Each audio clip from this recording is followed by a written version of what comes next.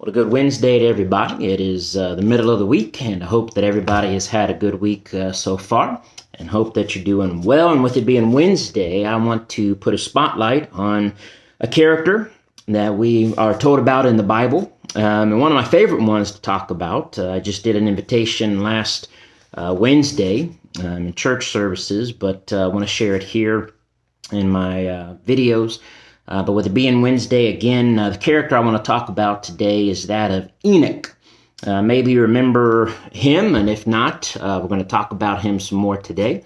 Enoch, we find in Genesis chapter 5, and really not a lot is said about him. Chapter 5 of Genesis is really a long list of the genealogy of Adam, and basically mainly talks about those who lived, and obviously from Adam, and then were born and lived for a while and had a certain son, and then had other sons and daughters, and so on and so forth. And Enoch finds himself in this list in Genesis chapter 5, verse 20.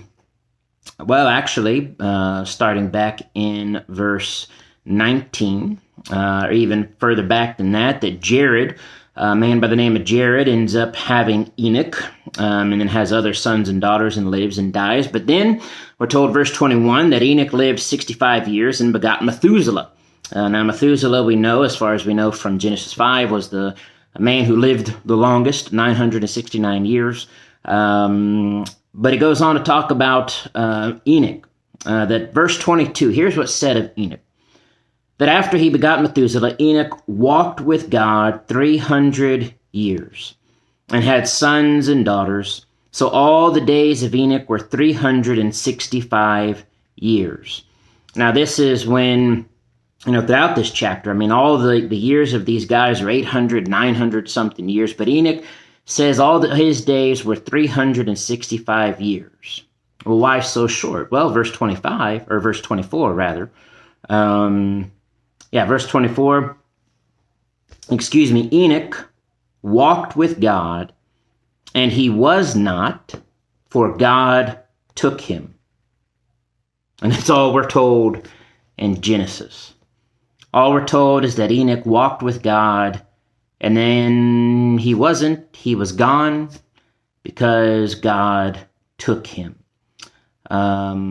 What exactly does that mean? What exactly happened? It says that he wasn't, God took him. Well, what we find Enoch mentioned again in the book of Hebrews, in Hebrews chapter 11. In Hebrews chapter 11, in that great chapter of examples of faith, some of them are mentioned by name here in this list. We remember Abel and Noah and Abraham and Moses and Sarah and Rahab and others that are mentioned here in this chapter.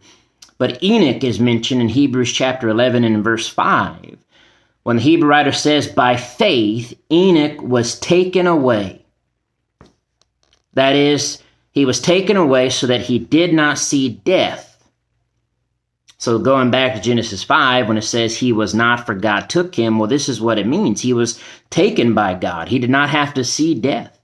In that chapter of Genesis 5, with all those people, it says they lived 900 something years and they died. And then he died, and he died, and he died. And everybody's dying except Enoch. Enoch was taken by God, did not have to see death. And he was not, because God had taken him, the Hebrew writer quotes from Genesis. For before he was taken, he had this testimony, that he pleased God.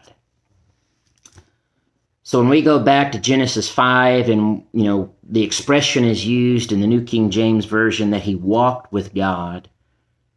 Well, what exactly did it mean that he walked with God? Well, the Hebrew writer says it means that he lived a life that was pleasing to God. He walked with God by living for God, by living in the righteousness of God, by living for God and faith in God, and whatever it was. Only God knows why he took him. We can suppose, I don't know, maybe was, Enoch, he lived such a good life that God took him.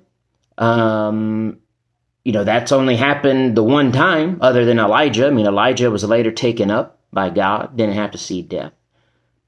But whatever the reasoning was, God took him. The testimony of Enoch's life was that he was pleasing to God. He walked with God. He pleased God. And one other fun fact about Enoch is he is mentioned another time in the Bible, and that's later in the Epistle of Jude. In Jude verses 14 and 15. And this letter that Jude is writing, and he is talking about those who are living in sin, and making sure that the Christians are not following after these who are following and living in sin. He says that Enoch, verse 14, now Enoch, the seventh from Adam, prophesied about these men also, saying, Behold, the Lord comes with 10,000s of his saints to execute judgment on all, to convict all who are ungodly among them of all their ungodly deeds which they have committed in an ungodly way, and of all the harsh things which ungodly sinners have spoken against him. Enoch was a prophet, a preacher, a proclaimer of God and God's righteousness, God's judgment, God's truth. Enoch walked with God. Enoch was pleasing to God. Enoch is someone whose example, although we're not told a lot of details about his life, like we're not given specific, situations and decisions and things, but we know enough. And when we read the rest of the Bible, when we look at other examples, and it says that Enoch walked with God, and we know that to walk with God is to be pleasing to God. Well, how do we know today? How can I walk with God and be pleasing to him? Well, that's what we're given in his word. We know what is pleasing to God. We're to find it out, as Paul said in Ephesians chapter 5. Find out what is acceptable to the Lord. Understand the will of the Lord. Do what is pleasing to him. That's what we've got to be living for. That's what I want said of my life. When I'm no longer here, even while I'm here, even while I'm on this earth, I want it said of Kevin that he walks with God, that he walked with God when he lived on this earth, that he was pleasing to God. And I want to do that to the glory of God.